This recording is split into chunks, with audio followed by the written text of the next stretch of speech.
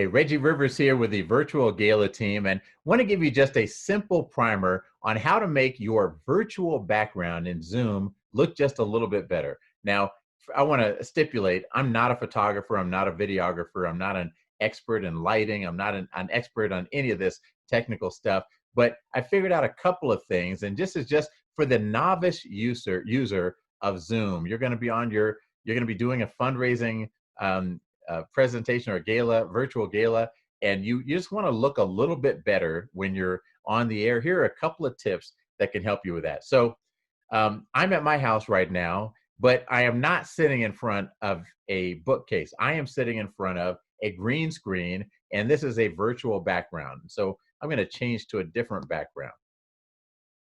Take you back in the day when I was fit and fun. Yes, back in my Broncos days, right? So I'm sitting in front of, I'm sitting with a virtual background. So you've seen people on virtual backgrounds, and it can look terrible sometimes. It looks very two-dimensional.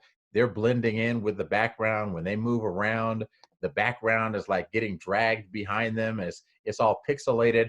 What is the difference? Why does mine look light and well lit, and it looks like, if I didn't tell you, you might think that I was sitting in my own house? Why does it look like that? Well, I'm going to show you some very simple changes you can make to make your green screen look a little bit better, or not your green screen, but your virtual background look just a little bit better. Okay, so the first thing I'm going to do, I'm going to turn off a couple of lights here. All right, let me turn that off, and let me turn this off.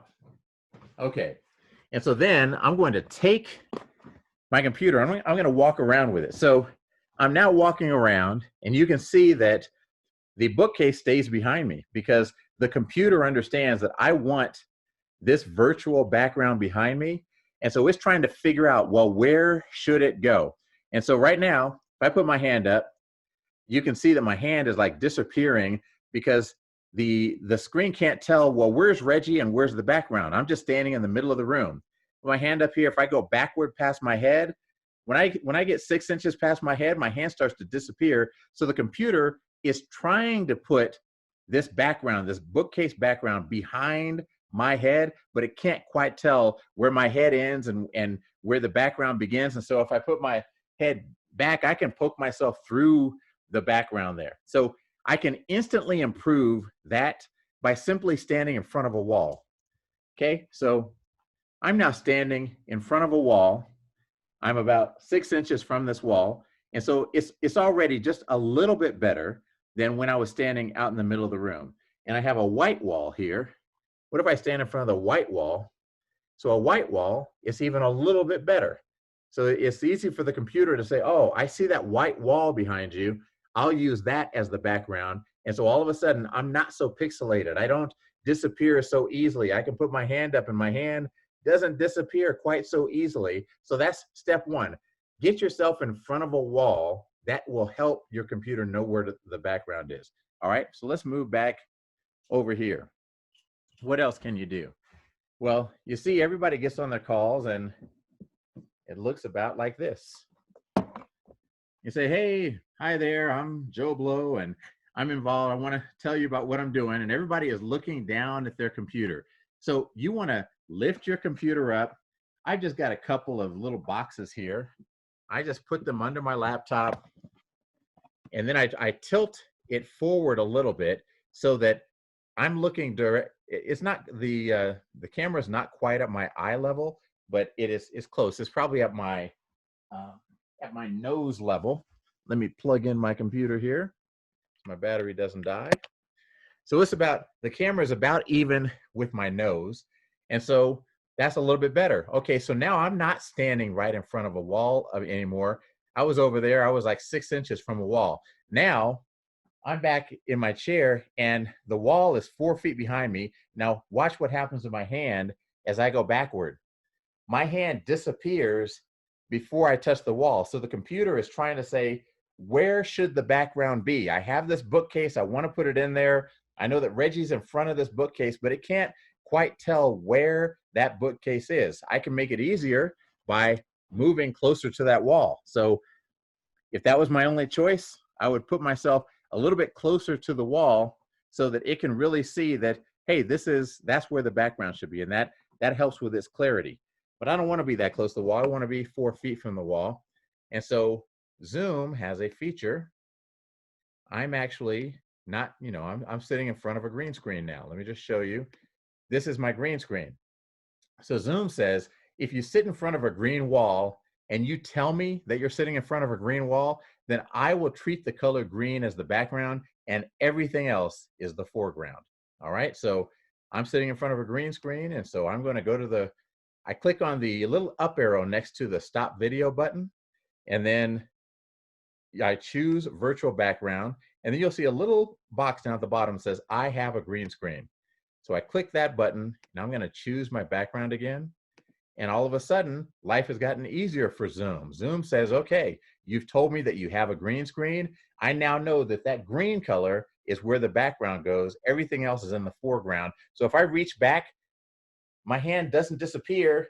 I can touch that green screen, and because the computer knows that's where the image goes, and Reggie is in front of it. And so you can tell I'm much more 3D compared to the way that I was when I was standing out in the middle of the room and it was all pixelated. All right, so that's 3 things that we've done here. We are not out in the middle of a room. We are in front of a wall. That wall is green, and we've told the computer that that wall is green, to look for that green color. The next thing is lighting, right? So ideally, you want to have 3 lights. You want to have what's called your key light that is just in front of you. And this light is, let me get my tape measure out. This light is 3 feet in front of me. And then I have my other light that is, if I can hold up this tape measure. This light is 5 feet off to my right. So I'm going to turn on this light. This is my key light.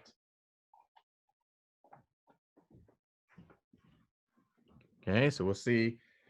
That's pretty bright, makes a difference.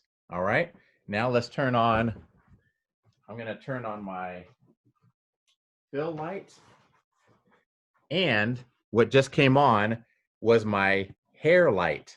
So if you look up there, you see I have a light up there that shines directly down on the top of me. And so that light helps to define my head and my shoulders. And so all of a sudden, I look like I'm separated from the background, right? Me and the background are not on the same plane. This is definitely a 3D image. And if you're just looking at it casually, it looks like I'm in my house sitting in front of a bookcase. It's not perfect. A professional would do some other things to really make this look perfect and not make it look like I'm on a green screen at all. But for us novices, these little tips will help you look better. So don't be sitting in the middle of a room. Sit with your back to a wall. If you have a green screen, and it doesn't have to be fancy. Let me turn off my green screen button for a moment. Turn that off and get rid of that. And let me just show you, it could be anything. You go get a piece of green construction paper, or you could get a green sheet.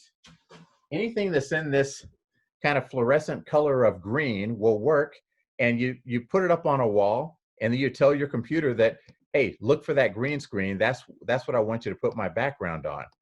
All right, so that's a simple thing, and then make sure that you're lit. You want to have at least 2 lights on the front of you, the front and kind of the side.